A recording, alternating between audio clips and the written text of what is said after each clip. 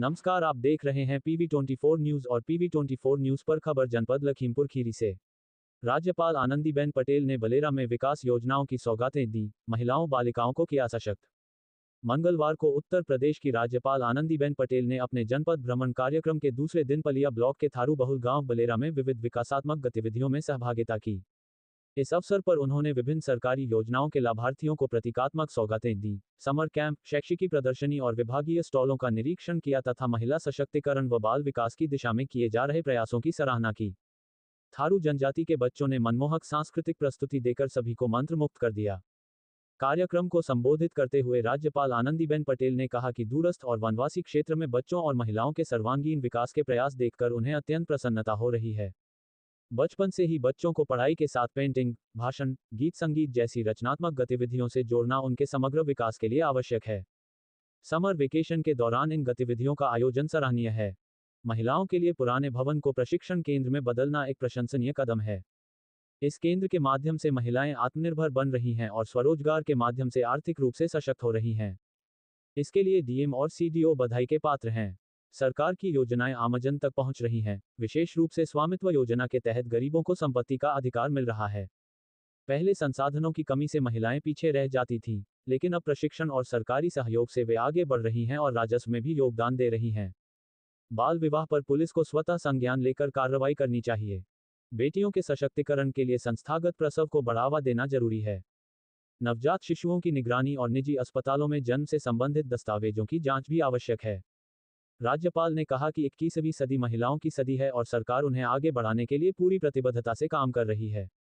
कार्यक्रम में विधायक विनोद शंकर अवस्थी ने कहा कि यह क्षेत्र के लिए गौरव का क्षण है कि राज्यपाल स्वयं यहां उपस्थित हुई।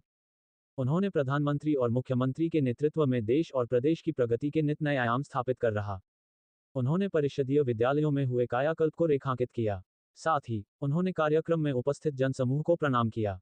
कार्यक्रम की शुरुआत में डीएम दुर्गा शक्ति नागपाल ने कार्यक्रम की रूपरेखा प्रस्तुत की।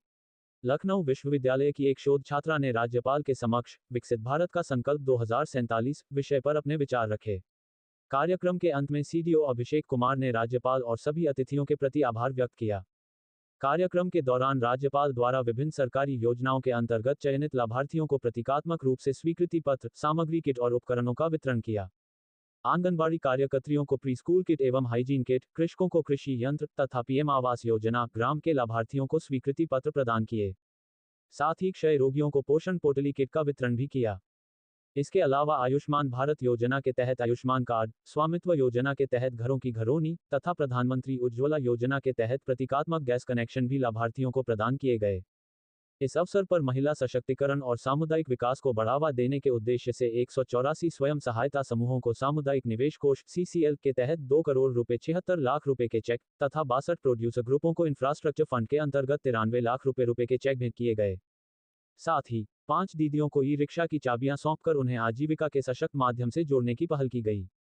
राज्यपाल ने इन योजनाओं को जनकल्याण की दृष्टि से प्रभावी बताते हुए लाभार्थियों को बेहतर भविष्य की शुभकामनाएं दी।